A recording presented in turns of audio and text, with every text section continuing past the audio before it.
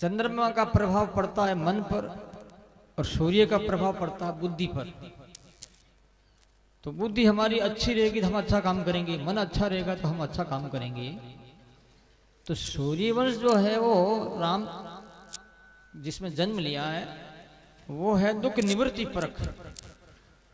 चंद्रवंश है सुख प्राप्ति परक। चंद्रवंश सुख देने वाला है, सूर्यवंश दुखों को दूर करने वाला है। ये कथा सुनेंगे तो हमारा मन पवित्र हो जाएगा, बुद्धि पवित्र हो जाएगी, तो उसके बाद हमारे मन का निरोध होने लगा तो फिर 10वां स्कंद आएगा। ज्ञान वृक्ष नाम। राजा परीक्षित ने प्रश्न किया इन वंश परंपरा की कथा के बारे में। तो सुखदेव जी महाराज कहते हैं भी पार तो है नहीं, फिर भी मैं तुम्हें सुनाता हूं। ईश्वाको नृगश्रियाति दृश्य कृषकान ऋषंतम प्रसदम च नवगम च कविम विभु। मनु जी महाराज के 10 लड़के हुए। जब पहले कोई लड़का नहीं था तो वशिष्ठ जी को बुला करके ऋतुओं ने यज्ञ करके संकल्प लिराया। तो संकल्प में क्या किया कि मनु जी की धर्म पत्नी जाकर के उनको कह दिया कि हमारी लड़की होनी चाहिए, आप जो आहुति दे रहे हैं राजकुमारी का संकल्प लेके चले, फिर आहुति दे। तो उससे इला नाम करके लड़की हुई। मनु जी को बहुत दुख हुआ कि मेरे लड़का क्यों नहीं हुआ। गुरु वशिष्ठ जी से कहा, वशिष्ठ जी ने भगवान से प्रार्थना करके लड़की का लड़का बना दिया, वो सुद्युम्न हो गया। सुद्युम्न एक बार घोड़े पर बैठ करके जंगल में गए तो वहां पर घोड़ा घोड़ी बन गई, सुद्युम्न लड़की बन गई, और जितने जो पुरुष थे वो स्त्रियां बन गई। और घूमते हुए वो पहुंचे हैं बुद्ध के वहां, तो बुद्ध के साथ उनकी शादी हो गई और बुद्ध के हुआ पुरूर हुआ। मनु जी को पता लगा तो गुरु वशिष्ठ जी से कहने लगे महाराज क्या करूं। तो वशिष्ठ जी महाराज ने शंकर भगवान से प्रार्थना की। तो शंकर भगवान ने कह दिया कि भाई ये जो औरत बन गई तो औरत तो है, लेकिन तुम्हारे ज्यादा आग्रह से मैं ऐसा करता हूं कि 1 महीना तो ये औरत रहेगी, 1 महीना ये पुरुष रहेगी। तो और ही खराब, 1 महीना औरत 1 महीना पुरुष, ये तो मामला ही खराब है। तो प्रजा उससे प्रसन्न नहीं हुई। तो वो दुखी होकर के अपने बेटा पुरूरवर को राज देकर के जंगल में तप करने के लिए चला गया। उसकी अब आगे सुनो कथा कि मनु जी के एक लड़का था शरियाती। शरियाती की लड़की राजकुमारी, उसका नाम था सुकन्या। कुछ काफिलों के साथ वो जंगल में पिकनिक मनाने के लिए गए। तो उस लड़की ने क्या किया, एक दिमक का ढेर लगा हुआ था उदाई का, उसमें 2 ऐसे दिख रहे थे प्रकाश जैसे, कांठा लेकर के उन दोनों में डाल दिया। खून आया। इस अपराध के कारण जितने जो सैनिक थे और राजा रानी के सबके पेशाब बंद हो गया। राजा ने कहा ये क्या बात, सारे ही कह रहे हैं यही बीमारी मेरे है, वही कहता यही बीमारी मेरे होगी, क्या करूं। तब उस लड़की राजकुमारी से कहा तुमने कोई गलती तो नहीं की है, चल मेरे साथ चलती है। वो तो बताया कि ये 2 जगह मैंने जो है कांटा घसोड़ दिया इसलिए खून आ रहा है। उदाई दूर करा तो आगे देखे तो चमुन ऋषि निकले। चमुन ऋषि को नमस्कार करके राजा ने माफी मांगता कि महाराज मेरी गलती हो गई, हमारे राज्य को आप भस्म नहीं करेंगे। चमुन ऋषि ने कहा तेरी लड़की ने मुझे अंधा बनाया है, उम्र कितनी है उसकी। बोले उम्र उसकी 18-19 साल की, मेरे साथ शादी कर, मेरी सेवा कौन करेगा। वो बूढ़े थे, राजा लोग डरते थे ऋषियों से। लड़की की शादी कर दी। माँ बाप लड़की को जहाँ भेजते थे, ऐसी परंपरा है हमारे भारत की आदर्श संस्कृति। अब तो लड़की लड़के का जो है मन में इच्छा होगी उसके साथ शादी, कोई जाति पाति कुछ नहीं। अब तो स्वयंवर है, स्वयं जो वर को जो वर्ण करता है इसलिए स्वयंवर हो गया। एक माँ बाप जो करते थे चले गए वो। लड़के की शादी करके। एक दिन उनके आश्रम में अश्विनी कुमार आए। अश्विनी कुमार देवताओं के वेद है, डॉक्टर, सर्जन डॉक्टर। वो बोले कि भाई मैं बूढ़ा हूं, चौन ऋषि कहते हैं, और तुम मुझे ऐसी कोई औषधि दो, ऐसा कोई साधन दो जिससे मैं जवानी आ जाए मेरे में। तो बोले ठीक है। पास में पानी का कुंड था, उन्होंने कुछ औषधियां उसमें डाली कि इसके हमारे साथ आप स्नान करें। तीनों एक साथ में घुसे पानी में और बाहर निकले तो एकदम जवान हो गए। वो तो अदृश्य हो गए, वो हो गया जवान। कौन? च्यवन ऋषि। 25 वर्ष की उसकी उम्र हो गई। राजा शरियत ने विचार किया कि मेरे दामाद ऋषि जो है बहुत बड़े आदमी हैं, तो उनसे मैं सोम यज्ञ करम। बेटी की हालचाल जानने के लिए भी वो गए। वहां आगे देखे तो एक पलंग पर लड़का बैठा, रे उस पास बैठी लड़की, खुद की राजकुमारी। उसे बड़ा दुख हुआ कि शर्म नहीं आती तेरे को, बूढ़े को छोड़ दिया, इस जवान के साथ क्यों बैठी तुम? तो वो कहने लगी आपके दामाद यही तो है।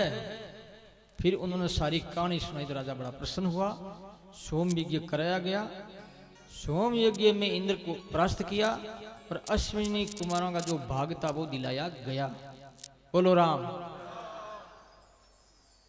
आगे कथा आती है, मनु जी के एक लड़के हुए नभग। नभग के हुआ नाभाग।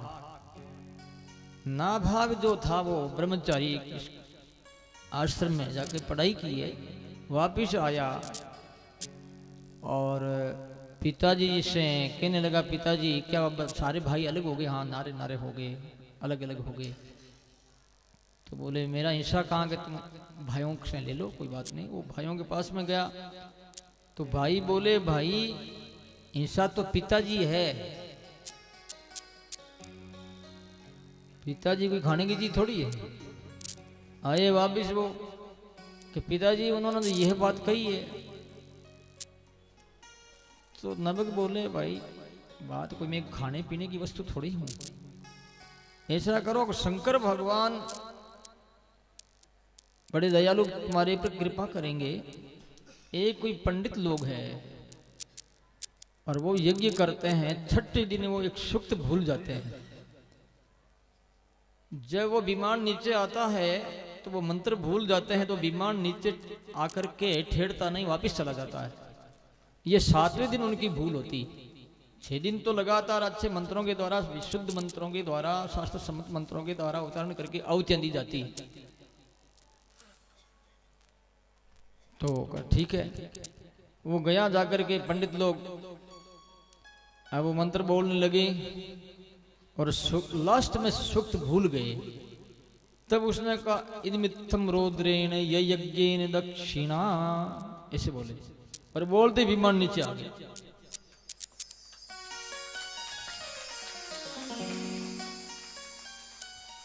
पंडित राजी हो गए। पंडित बोले भाई अब तो हम जाते हैं स्वर्ग और ये सोना चांदी के बर्तन तुम्हारे हैं, तुम ले लो। पंडित स्वर्ग में चले गए और वो सोना चांदी के बर्तन लेने लगा तो भगवान रुद्र प्रकट हो गए। भगवान शंकर बोले भाई ये तो जो बचा हुआ जो होता है वो रुद्र का होता है, तुम्हारा अधिकार नहीं, तुम जाके पिताजी को पूछ लो। अब वो नाभाग पूछने के लिए गया, आया वापिस, शंकर भगवान से कह दिया। शंकर भगवान प्रश्न हो गए कि तुम सत्य बोला ना, इसलिए तेरे को मैं ब्रह्म ज्ञान भी देता हूं और ये सोने के कड़ा सुरभ वगैरह ये भी ले जाते, चांदी सोने का। सच बोल रहे, सत्यमेव जयते। इसलिए कहते हैं साच बराबर तप नहीं, झूठ बराबर पाप। जहां के हृदय साच है तहां के हृदय आप कौन? भगवान। इसलिए सत्य के साथ रखो। मनु जी के एक लड़का हुआ नमक से हुआ नाभाग, और नाभाग से वे अम्बरीश। अम्बरीश भगवान के लाडले थे। अम्बरीश के राज्य में सुदर्शन चक्र नियुक्त कर दिया, क्योंकि अम्बरीश को समय नहीं था राज सत्ता को देखने के लिए, संभालने के लिए। शासन का समय नहीं था। भगवान ने सुदर्शन चक्र को नियुक्त कर दिया कि तुम रक्षा करना। एक बार उन्होंने साल भर की एकादशी का व्रत संकल्प किया। 12वीं एकादशी के दिन आया है दुर्वासा। हाथ जोड़ करके अम्बरीश ऋषि ने नमस्कार कर कहा, प्रभु हमारे घर भोजन करें। तो बोले मैं जमुना में स्नान करके आता हूँ। वो स्नान करने के लिए चले गए। अब घड़ियों में जो एकादशी द्वादशी आती है, एकादशी के बाद बारस का भोजन कर ले तब ठीक है, घड़ियों में 13 आ जावे तब ठीक नहीं, तो एकादशी का फल मिलता नहीं।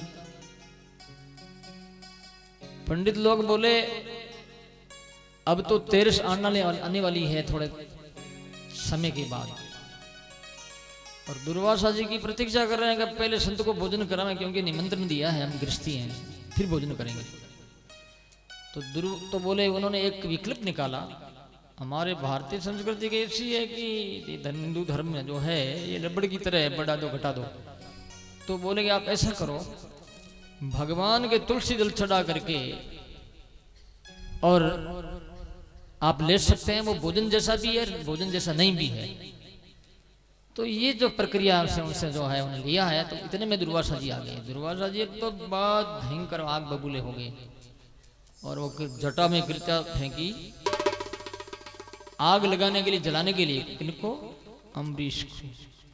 लेकिन सुदर्शन चक्र ने क्या किया, पहले कृत्या को जलाया, फिर बाबा जी के पीछे, आगे बाबा जी, पीछे पीछे कृत्या, पीछे पीछे सुदर्शन चक्र, आगे आगे बाबा जी। जहां भी जाते कहीं भी स्थान नहीं, कोई भी रक्षा करने वाला नहीं है। अंतिम में बैकुंठ गए वो, भगवान विष्णु से बोले महाराज मेरी रक्षा करो। तो भगवान कहने लगे, हम भक्त पराधीनो हे स्वतंत्र एवं दीजे, भक्तजन प्रिय है। ईदाराग्राप्तान प्राणान वित्मिमं परम हित्वा मां शरणं याता कथम जान तक मुझसे है कि साधु में एवं भक्त पराधीन है, मैं भक्तों के पराधीन हूँ। साधु मेरा हृदय, मैं साधुओं का हृदय हूँ। जो घर बार छोड़ करके मेरा आश्रय ले लेते हैं, मैं उनकी रक्षा करता हूँ, मैं उनका दास। भगवान दास है किनके? मान पुरुषों के। कोई महापुरुष करोड़ों में कोई एक मिलेगा आपको। इसलिए कहते हैं, भगवान कह रहे हैं, अरे मैं तो उन रे संतों का हूँ दास, जिन्होंने मन मारे। मैं तो उन रे संतों का हूँ दास, जिन्होंने मन मारे लिया। मैं तो उन रे संतों को हूँ दास, जिन्होंने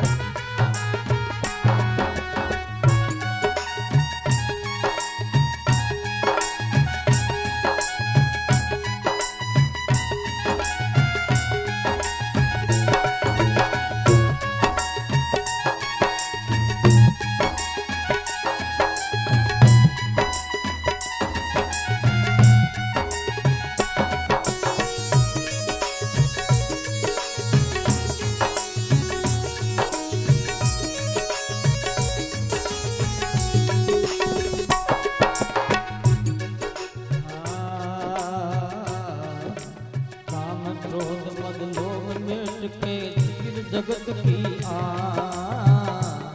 काम क्रोध मद लोभ मेट के छोड़ी जगत की आस राम जी छोड़ी जगत की बलियारी उन संत की रे बलियारी उन संत की प्रगट किया है प्रकाश दिनों में मन मार लिया मैं तो उनरे संतानों दिनों में मन मार लिया मैं तो उनरे संतानों जिन्होंने मन मार लिया मैं तो उनरे संतानों जिन्होंने मन मार लिया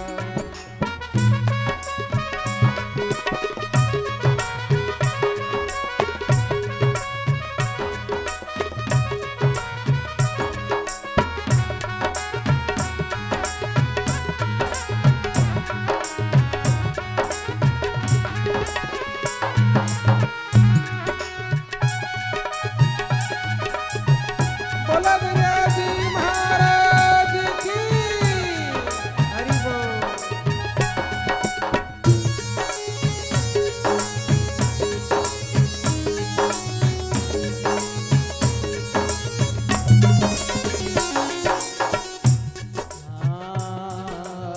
आपा मीट जगत में बेटा नहीं किनी से काम आपा मीट जगत में बेटा नहीं किनी से काम राम जी नहीं किनी से काम बामे तो कुछ अंतर नहीं बामे तो कुछ अंतर नहीं संत के हो काही राम जिन्होंने मन मार लिया मैं तो उनरे संतों का दास जिन्होंने मन मार लिया मैं तो देवांगे संतानों के दासी जिन्होंने मन मार लिया मैं तो मारे भक्तानों रे दास जिन्होंने मन मार लिया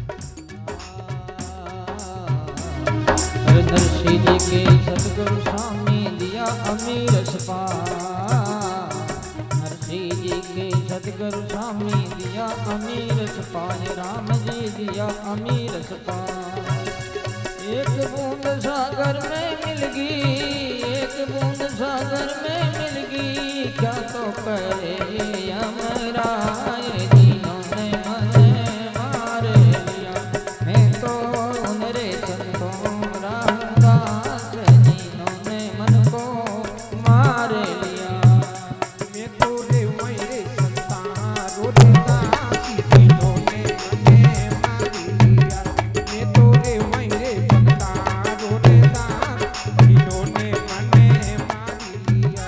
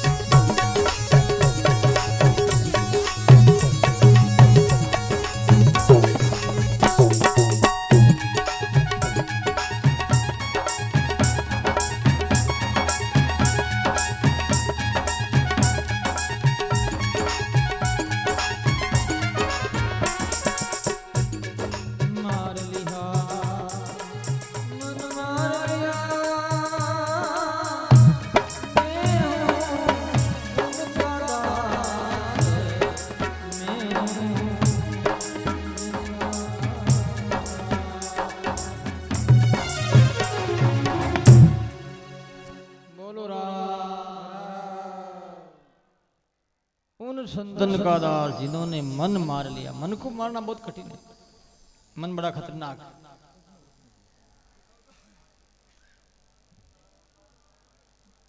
सजनों, दुखी होकर के दुर्वासा जी भगवान के आदेशानुसार पधारे हैं। कहाँ? अम्बरीश राजा के वहां पर। अम्बरीश राजा से कहने लगे, त्राहि मां मेरी रक्षा कीजिए आप, ये आग का गोला जो है मुझे जला देगा। तब अम्बरीश राजा ने सुदर्शन नमस्तुभ्यम शेषराच्युत प्रिय, सर्वास्त्र घाती ने सर्वास्त्र विप्रघाती ने अस्त्र जो ये घात मेरे कर रहे हैं, मुझे जला रहे हैं, कृपा करो मेरे पर। तब सुदर्शन की प्रार्थना करिए राजा ने, और वो सुदर्शन शांत हो गया, ठंडा हो गया। साल भर के बाद में दुर्वासा जी आए हैं। 1 वर्ष तब तक अम्बरीश राजा ने परिवार सहित भोजन नहीं किया। देखो आप, इतनी सैन्य शक्ति। अब तो साधु कुछ कह देता है, कहीं पड़ियो हाथ बंद, 1 सेकंड में कह सकते हैं। और साधुओं पर आदेश देते हैं, ऐसा आप करो, आप करो, तुम करो, तुम करो। देखो अम्बरीश ग्रस्त जीवन में मान पुरुष था, वो साधु ही नहीं, साधुओं का उपरला। और फिर दुर्वासा जी को भोजन कराया, फिर बाद में उन्होंने किया। दुर्वासा जी बोले, भाई तुम्हारा जैसा दुनिया मैंने नहीं देखा, तू महापुरुष है, मैं तो तेरे सामने कुछ नहीं। इससे कहते हैं भगवान कहते हैं कि मैं उनका दास। किसका दास हूं? जो दास रहता है मान पुरुषों का, वो भगवान का दास। संतों का दास हुआ पहले कौन? अम्बरीश। तो भगवान उनके दास हो गए। किसके? अम्बरीश के। बोलो राम। कोई कोई संत लाखा में लादे नहीं, करोड़ों में जो, अरब खरब के मायने 1 रखे 2। संत होना, कपड़े पहनना सरल है, संत बनना बहुत कठिन काम है। तुम गृहस्थी हो, लेकिन गृहस्थी बनना बहुत कठिन है। तुम कहोगे नहीं महाराज गृहस्थी बने हुए, शादी कर ली, बेटे हो गए, पोते हो गए, गृहस्थी है ना? गृहस्थी नहीं, गृहस्थी नहीं। क्या है फिर? ऐसे ही जिंदगी ढोरे भार रूप, गृहस्थी नहीं। गृहस्थी होता है गृह। घर किसका नाम है? स्थित है। घर में जो रहता, कौन सा घर? जात हमारी ब्रह्म, माता पिता है राम, गृह हमारा सुन में, भजन में रहता, वो गृहस्थी। रिया साहब ने कहा, जाति हमारी ब्रह्म है, माता पिता है राम, गृह हमारा सुन में। या खड़ चक्रों का भेदन करके त्रिकुटी में होकर के यहां जब शब्द आता है, ये अपना घर है। यहां से सही छूटता था। एक रेन के संत ने सही छोड़ा यहां से, मैंने देखा। बहुत ध्यान करते थे वो, 8-8 घंटा, 12-12 घंटा, 2-2 दिन आसन पर वो बैठे रहे। एक ही आसन से 2 दिन लगातार, 48 घंटे। कोई कंप्यूटेशन हो गया, 48 घंटे बैठे वो। ये कोई भाई ने कहा, पहले कंप्यूटेशन ये तो हम छोटे बच्चे थे उस समय की बात बता रहा हूँ। पहले ये कंप्यूटेशन था कि ज्यादा से ज्यादा नाम जप कौन करे, और वही शब्द ब्रह्म की उपासना, शाश्वत राम राम। तो इसमें प्राणायाम हो जाता है।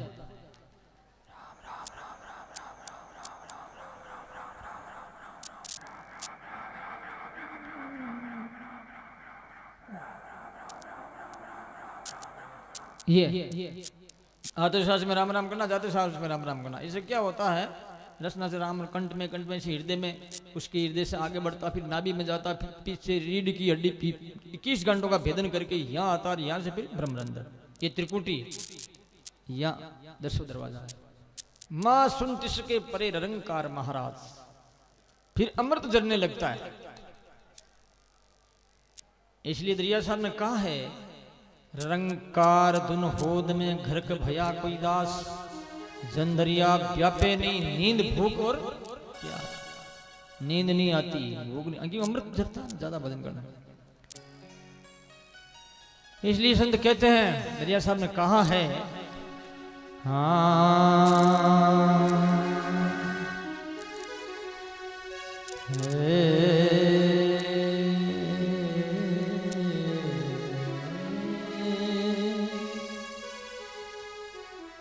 अरट बेहे गटे माई साधु भाई, अरट बेहे गटे माई, और जो खोजा ताही को दर से, जो खोजे ताही